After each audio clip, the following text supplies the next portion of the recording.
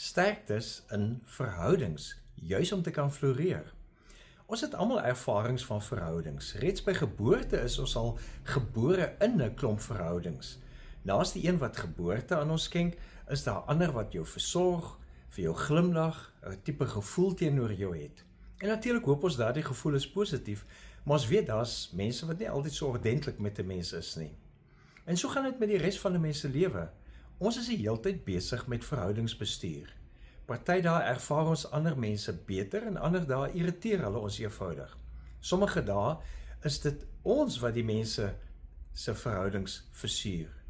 En ander dae maak ons weer mense se harte bly.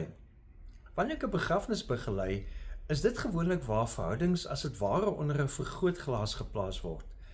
Almal steek nie weg hoe hulle voel nie.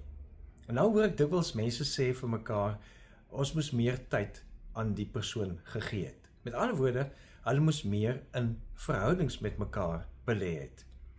Wanneer Paulus Jesus se volgelinge gesels met hulle en 'n brief skryf aan hulle in die gemeente van Efese, dan moedig hy hulle aan om juis kwaliteit te bestee aan verhoudings. Hoor wat skryf hy Efesiërs 4 vers 2 tot 3. Wees altyd beskeie, vriendelik en geduldig en verdra mekaar in liefde.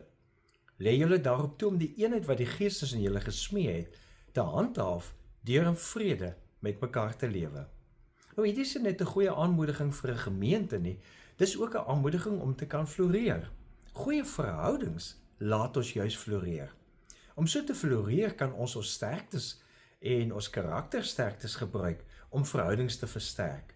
Karaktersterktes soos vriendelikheid bou bande, volgens Petersen en Seligman wat navorsing hieroor gedoen het.